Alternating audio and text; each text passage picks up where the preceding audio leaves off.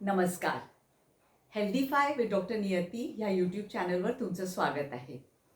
श्रावण महिना येऊ घातलेला आहे आणि माझ्या अनेक फॉलोअर्सनी असं सांगितलं आहे की श्रावण महिन्याचं जे महत्त्व आहे ते तुम्ही सांगा. आता शास्त्रोक्त महत्त्व किंवा आपण म्हटलं धार्मिक महत्त्व तर ते मला काही माहिती नाही. मला आयुर्वेदिक दृष्टिकोनातून श्रावणाचं जे महत्त्व आहे ते मी तुम्हाला सांगते. श्रावणामध्ये आपली ताकद जी असते ही कमी असते. म्हणजे ग्रीष्म ऋतू, श्रावण महिना म्हणजे ग्रीष्म ऋतू, वर्षा ऋतू आणि शरद ऋतू हे जे 3 ऋतू आहेत, या 3 ऋतूंमध्ये आपली ताकद सगळ्यात कमी असते. पाचनशक्ती सुद्धा कमी असते आणि त्याच्यामुळेच आपण हलका आहार घ्यायचा आहे.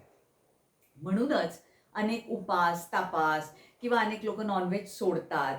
अशा पद्धतीचा आहार श्रावण महिन्यामध्ये किंवा चातुर्मासामध्ये घेतला जातो. कारण ग्रीष्म, वर्षा, शरद हे महिने तर चातुर्मासात येतातच.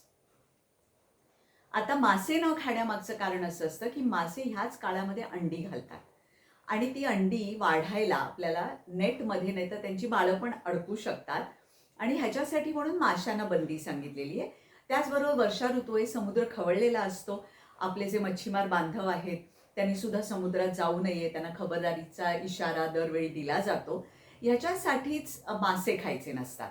आपण जर चिकन किंवा कुठलंही नॉन व्हेजिटेरियन कमी प्रमाणात त्याचं सॅलड करून मसालेदार वगैरे नाही खाल्लं तरी चालेल.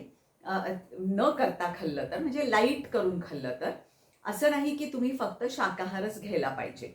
तर श्रावण महिना तुम्ही ह्या पद्धतीने साजरा करा की उपास करताना अनेक लोक काय करतात, तुम्हाला नसेल मांसाहार खायचा पण जर शाकाहार खाणार असाल तर वडे, भजी वगैरे अशा पद्धतीचं तळलेले पापड, लोणची ह्या सगळ्यांना खूप ऊत येतो. तसं नका करू.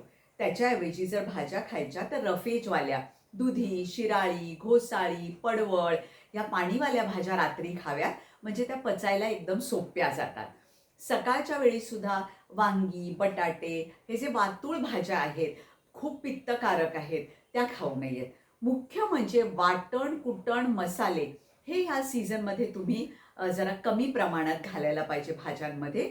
पण होतं असं की नॉनव्हेज नाही, त्यामुळे स्वाद यायला पाहिजे म्हणून हे असे चुकीचे पदार्थ खाल्ले जातात.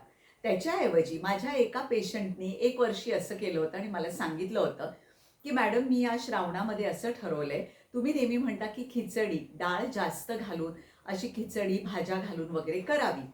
तर मी असं ठरवलंय रोजच्या रोज खिचडी खायची. एका डाळीचीच नाही, मी वेगळ्या वेगळ्या डाळींची करते. कधी चण्याची डाळ घालून करते, मुगाची डाळ, तुरीची डाळ, वेगळ्या वेगळ्या डाळी घालून मी करते निर्विवाद. पण मनातनं आपल्याला आता खिचडीच खायची असं म्हणून माझा ना आहार हळूहळू कमी होत गेला आणि मी असं बघितलं की या पूर्ण महिन्यामध्ये फक्त खिचडी खाऊन माझं 4 किलो वजन कमी झालं.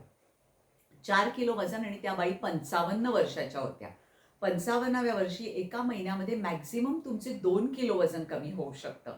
पण त्यांचं 4 किलो सगळ्या भाज्या खाऊन आणि खिचडी, पण रोज तोच पदार्थ खायचा, मग मनाला ऊब येते आणि म्हणून कमी कमी खायला जायचं. तरी सुद्धा पौष्टिक जेवण जात होतं. त्यामुळे कुठेही चेहरा खराब दिसतोय, वाईट दिसतोय असं कुठेही झालं नाही. असं करून बघा. हा श्रावण महिना अशा पद्धतीने साजरा करा. केल्यानंतर तुमचा काय अनुभव आहे ते नेहमीप्रमाणेच मला ऐकायला खूपच आवडतं. तर मला सांगायला विसरू नका आणि हा श्रावण असा मस्तपैकी साजरा करा. तो शास्त्रोक्त दृष्टीने म्हणजे विचारा. कोणी नसेल तर मला फोन करून विचारा, आम्ही कशा पद्धतीने साजरा करू आणि आपलं आरोग्य कसं टिकवता येईल ह्या श्रावणामध्ये त्याच्याकडे आपण फोकस करूया. म्हणजे थोडक्यात जे हल्ली तुकाराम मुंढे अतिशय प्रसिद्ध झालेले आहेत ते म्हणतात, मी नाहीतर कोण. तर मी नाहीतर कोण, आपणच आपल्याला करायचंय ना. उद्धरेत आत्मनात्मानं आत्मानम अवसादयेत. आपणच आपले शत्रू आणि आपणच आपले मित्र. तर करून बघूया अशा पद्धतीने श्रावण. मी आज तागायत असाच श्रावण साजरा केलेला आहे. तर तुम्हाला आता जोडीने करते. हा व्हिडिओ तुम्हाला कसा आवडला त्याच्याबद्दल लाईक, कमेंट करा. तुमच्या मित्रपरिवाराला सुद्धा हेल्दीफाय विथ डॉक्टर नियती या चॅनलबद्दल अवश्य सांगा. नमस्कार.